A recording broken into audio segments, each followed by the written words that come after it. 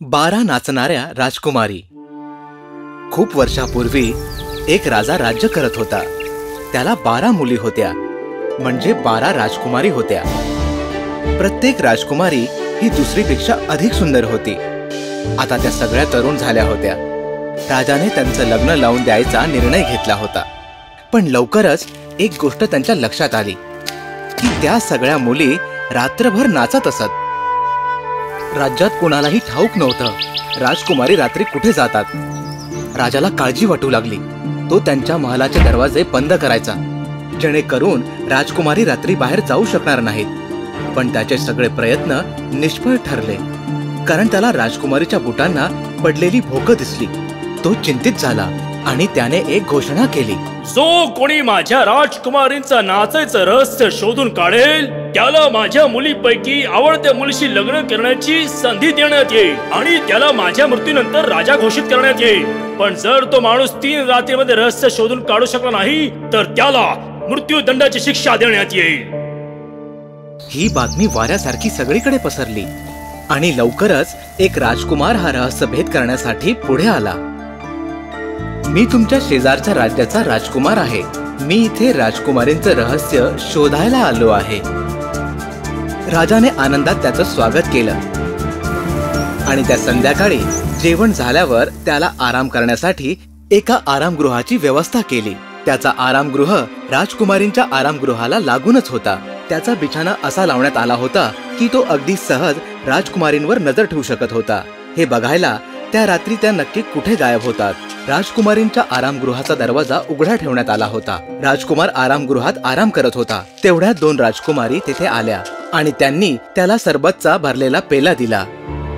राजकुमार सरबत प्यायला आणि तो हा विचार करत होता की राजकुमारी इथे का आल्या असतील. तो थोडा वेळ बिछाण्यावर बसला, पण त्याचं डोकं जड झालं होतं. त्याला झोप लागली. त्याला दुसऱ्या दिवशी सकाळी जाग आली. तेव्हा त्याने पाहिलं राजकुमारी नाचून आल्या होत्या. पुढच्या 2 रात्री सुद्धा असंच घडलं. मग 4थ्या दिवशी जेव्हा राजकुमार राजाला कोणतंही उत्तर देऊ शकला नाही, तेव्हा कोणतीही दयामाया न दाखवता राजाने त्याला मृत्यूदंड दिला.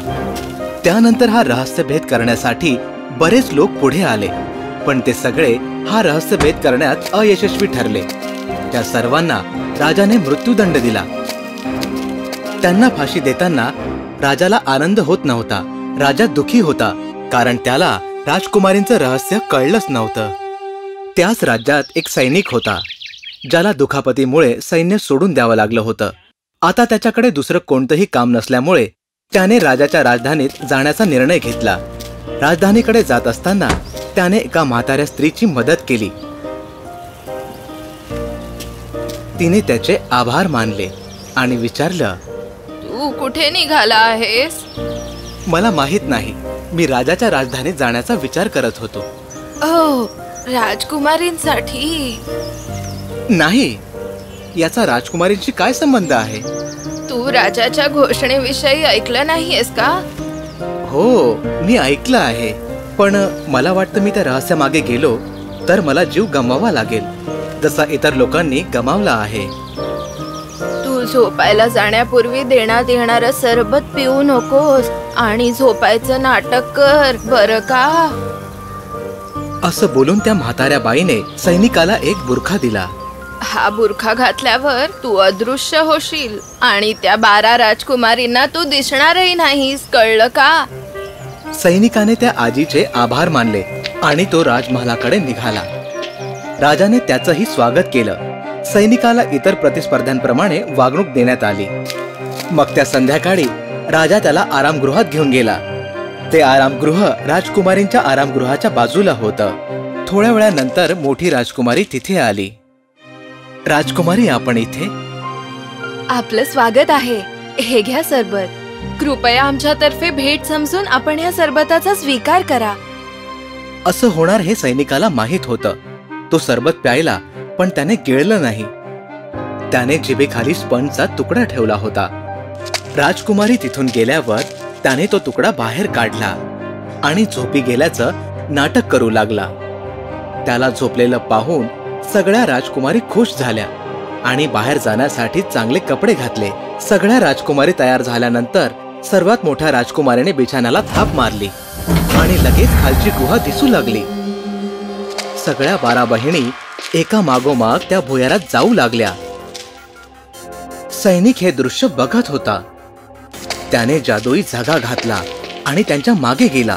तो सर्वात लहान राजकुमारीच्या मागोमाग खाली उतरला. अर्ध्या रस्त्यात पोहोचल्यावर छोट्या राजकुमारीला भीती वाटू लागली. मला वाटतं कुणीतरी माझा पाठलाग करतय. कधी कधी अंधारात चालताना आपल्याला असा भास होतो. घाबरू नकोस. सैनिकाचा चुकून तिच्या ड्रेसवर पाय पडला आणि ती पुन्हा घाबरली. आता कुणीतरी माझा ड्रेस खेचला. मला खूप भीती वाटतेय. अगं तुझा ड्रेस अडकला असेल. तो सोडव आणि चल बरोबर. सैनिक हसला आणि राजकुमारीच्या मागोमाग जाऊ लागला. राजकुमारी एक सुंदर उद्यानात पोहोचल्या जिथे असलेल्या झाडांची सगळी पानं चांदीची होती. सैनिकाने झाडाचं एक पान तोडलं पुरावा म्हणून. त्याने पान तोडताच एक जोरदार आवाज झाला. सर्वात लहान राजकुमारी परत घाबरली. तू तो आवाज ऐकलास? हो, हा तोफेचा आवाज होता. आपण अजून एका पुरुषाचा काटा काढलाय. ते चालत अशा उद्यानात पोचले जिथल्या झाडांची सगळी पानं सोनेरी होती. सैनिकाने एक सोन्याचं पान तोडलं. परत एकदा जोरात आवाज झाला. मोठ्या राजकुमारीने आपल्या बहिणीला दुर्लक्ष करायला सांगितलं. तिथून चालत पुढे राजकुमारी हिऱ्यांनी लखलखणाऱ्या झाडांच्या उद्यानात पोहोचल्या. सैनिकाने एक हिरा तोडला आणि पुन्हा आवाज झाला. त्या आवाजाने छोटी राजकुमारी पुन्हा घाबरली. पुढे 12 राजकुमार होड्या घेऊन त्यांची वाट बघत होते. प्रत्येक राजकुमारी एकेका राजकुमाराच्या होडीत जाऊन बसली. सैनिकाने सर्वात लहान राजकुमारी सोबत जायचा निर्णय घेतला. अरे ऐकतेस का, आज मला होडी खूप वजनदार वाटत आहे. वल्हवण्यासाठी मला खूप जोर लावावं लागतंय. माहित नाही का, पण मला काहीतरी विचित्र वाटतंय. त्या 12 होड्या तलावाच्या दुसऱ्या किनाऱ्याला जाऊन पोहोचल्या जिथे एक सुंदर प्रशस्त महल होता. त्या 12ही जोड्या महालात गेल्या आणि तो सैनिक सुद्धा त्यांच्या मागे गेला. ते दिवाणखान्यात पोहोचताच संगीत वाजायला सुरुवात झाली. 12 राजकुमारींनी त्या राजकुमारांसोबत जोमात नाचायला सुरुवात केली. तेही सकाळच्या 3 वाजेपर्यंत. त्यांचे बूट सुद्धा आता फाटले होते. त्यांनी परत जायचा निर्णय घेतला. 12 राजकुमारांनी त्यांना तलावाच्या दुसऱ्या किनाऱ्यावर आणून सोडलं. यावेळी सैनिक सर्वात मोठ्या राजकुमारी सोबत बसला. राजकुमारी त्यांच्या आरामगृहात परत जाणार एवढ्यात सैनिक धावत पुढे गेला आणि त्याच्या बिछाण्यावर जाऊन झोपला. तोपर्यंत राजकुमारी त्यांच्या आरामगृहात परत आल्या. तेव्हा वा, सगळे ठीक आहे. आता आपण कपडे बदलूया आणि जाऊन झोपूया. प्रत्येक रात्री हा क्रम सुरू राहिला. सैनिक त्यांचा पाठलाग करायचा, पुरावे गोळा करायचा आणि त्या परत येण्याआधी येऊन बिछाण्यावर झोपायचा. निकालाच्या दिवशी राजाने सैनिकाला दरबारात बोलावून घेतलं. महाराज, तुमच्या 12 राजकुमारी त्यांच्या आरामगृहाच्या भुयारात जातात. तुमच्या राजमहालाखाली एक किल्ला आहे. आणि त्याने संपूर्ण कहाणी समजावून सांगितली. राजाने राजकुमारींकडे पाहिलं, ज्या मोठ्या पडद्यामागे लपून सगळं ऐकत होत्या. हे खरं आहे का? माझ्याकडे पुरावे आहेत महाराज. त्याने सोन्या चांदीचे पानं आणि झाडावरून तोडलेले हिरे सुद्धा दाखवले. राजकुमारींनी आता खरं कबूल केलं. त्यांनी कबुली दिली. रोज रात्री त्या नाचायला जायच्या. हे ऐकून राजाला खूप आनंद झाला. त्यांनी सैनिकाचा सत्कार केला. तुला माझ्या कोणत्या मुलीशी लग्न करायचं आहे सांग बघू. मी आता वयाने लहान राहिलो नाही, त्यामुळे मला तुमच्या मोठ्या मुलीशी लग्न करायला आवडेल. राजाने त्याच्या सैनिकांना लग्न सोहळ्याची तयारी करायचा आदेश दिला आणि त्याच दिवशी त्यांचं लग्न पार पडलं. माझ्या मृत्यूनंतर माझा जावई राजा बनेल.